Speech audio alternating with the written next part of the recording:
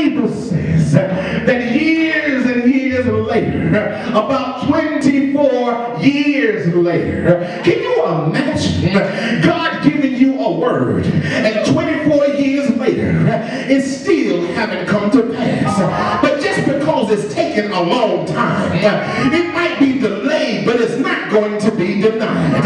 It might have been taking you a long time for what God said to you a long time ago. He might have said you're going to have a mega church and you got less than 50 on Sunday. But guess what? I'm still believing what God said to me in 1996. He said we're going to have a big cathedral with a whole bunch of young people in it. I'm still holding on to that promise even though that was 1996. Now you know how it goes. God gives you a husband and he ain't acting right and he told you it's going to work out fine, but you find another man will say, well, maybe he's going to make me happy since this man ain't. Oh, come on here, somebody. But God is not playing those kinds of games. What he says, he means it. Tell your neighbor, say, neighbor, stop being God. Stop playing God and wait on God. Step back and let God take control. The reason why we get in such trouble is because we do it ourselves. We try to make some things happen. We try to name drop and say, oh, I got some connections, oh, I can make this thing happen. But then you'll find out it's going to be hard to do what God said to do. So here is Sarah, and she don't sound like a sister to me, because I don't know no woman in this place that would tell their husband to go lie with somebody else. And see, they didn't impregnate you the same way they do today by going to a doctor's office. They did it the old-fashioned way. So the devil is a liar. I want to see some woman say she will allow her man to lay with someone else to bring a promise to pass. The ladies in here right now saying the devil is a liar. The devil is a liar. I don't know what Sarah was thinking about. I ain't sharing no man. You get some sisters say, I ain't sharing your sisters. But Abraham, his silly self at the time, was listening to his wife. That was one time that he was listening to his wife. That was one time he allowed his wife to speak the vision. And he said, oh yeah, I can do that. But the devil is a liar. I don't care what that woman says. If it's not lining up with the will of God, I don't care how tempting it is. I don't care how fine Hagar is. You better keep it zipped up and do what you're supposed to do with. Oh, come on, get something. Ladies, tell your man, zip it up. It just belongs to me. She might be cute, but she ain't got nothing on this. Come on, get somebody. Me look at your lady and say, baby, I ain't going for that. Yeah. I got you, babe. Yeah. But the Bible says that God sent a word after it took so long. And sometimes God has to remind you of the promise because things may be looking a little bleak. And he will always send somebody your way that he can remind you of the promise.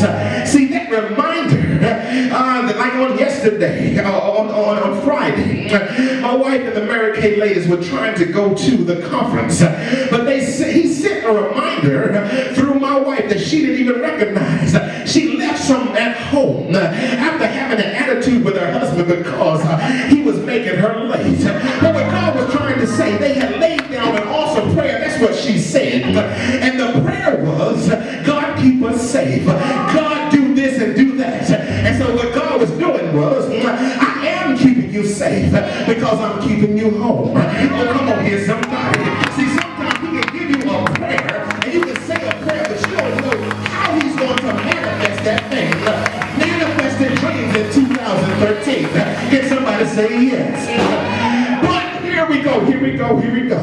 He sent a reminder. He sent 3 million.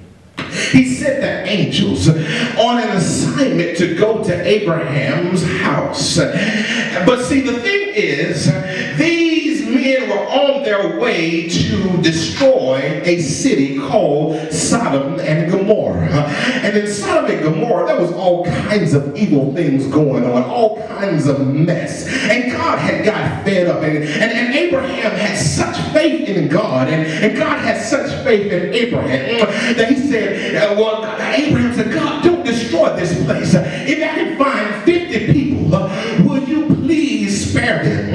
And God says, yes, I will do it for 50. And then he came back and couldn't find 50 people. And then Abraham said, well, God, will you do it for 45? And he went down all the way down to 5. And all the way down to a few people. And he says, I can't find anyone to save in that city. See, God will give you chance after chance to get yourself right before he sends the destruction in your life. That was a form of grace before the time came. So, but what happened was, when Abraham came, was in a tree in front of his tent, the Bible says that they came to him, and then Abraham worshiped them, and he began to display some hospitality to them. And so what he told him to do, he says, well, I'm going to make you a cake. And Abraham ran out of the tent and went and got a fatted cow, and he slayed them so they could eat it. He ran and told his wife, he says, listen here, go make them a cake. And the Bible says that Sarah did everything that Abraham said to do. And then the men said, where is your wife Sarah? See, there's a blessing that's supposed to be coming into your life. And the fact of the matter is, why did she laugh? And Sarah was listening to them. He said, but on this time next year, you're going to have a son. So after 24 years, she finally gets a reminder word. Turn to your neighbor and say, neighbor, I need a reminder word. God, remind me one more time, because I forgot since it's been so long.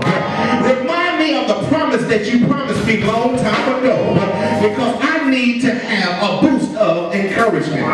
Turn to your neighbor and say, neighbor, here comes your encouragement for the day. God has not forgot about you. Next year this time, turn to somebody and say, next year this time, you're going to have exactly what God says you're going to have. Oh my God, you said that I was going to have a promised son. But see, there's a different thing when you know that the promise is coming to pass. See, it's a different thing. Now, you know, Sarah, she changed her whole perception. Because on the inside, when she started having morning sicknesses, she knew, hey, wait a minute, this thing is actually about to come to pass. And then when she felt the baby kicking on the inside, she knew that there was life on the inside. See, there has to be a place in your life when you know that God means business. God is going to give you a sign all up in your belly that everything is about to be right. Turn to your neighbor and say, neighbor, your baby is about to start kicking. There's going to be some life on the inside. You are expecting. How about somebody say, I'm expecting right now. Don't laugh too hard, because I'm expecting to birth something all in my spirit. There's a change that's coming over my life. You know, pregnant women, they have a glow on them like never before. Turn to one day and say, ladies, you got a glow on you. Can you imagine when the anointing comes upon your life, what kind of glow that you're about to have? Turn to some man and say, hey man, you're going to have a glow too. I hate to tell you this, man, but you pregnant too. You are expecting, you have a word in your belly as well. But the Bible says that after that 1 year, the Bible says that it came to pass. I need you to stand to your feet and tell somebody beside you, don't laugh at how I look right now. It's still coming to pass. Yeah, look at this person right now and say, next year this time, it's going to be a whole new me. As a matter of fact, he already changed my name. He's already changed my situation. By this time next year, I'm going to be a new me.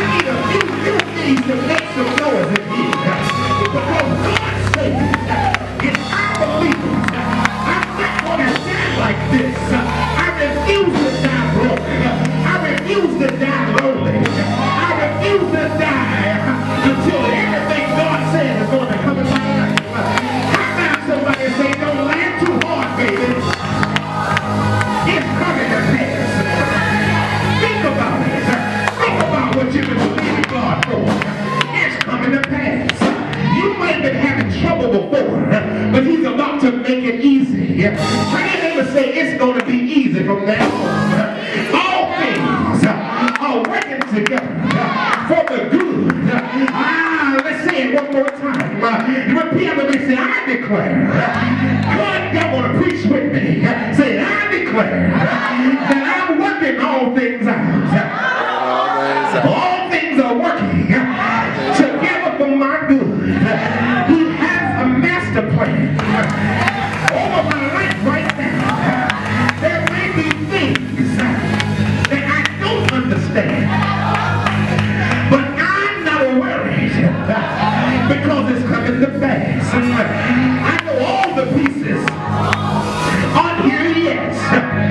One day it will come together and everything is going to make sense. I will see God's amazing plan take me to places that I've never dreamed of.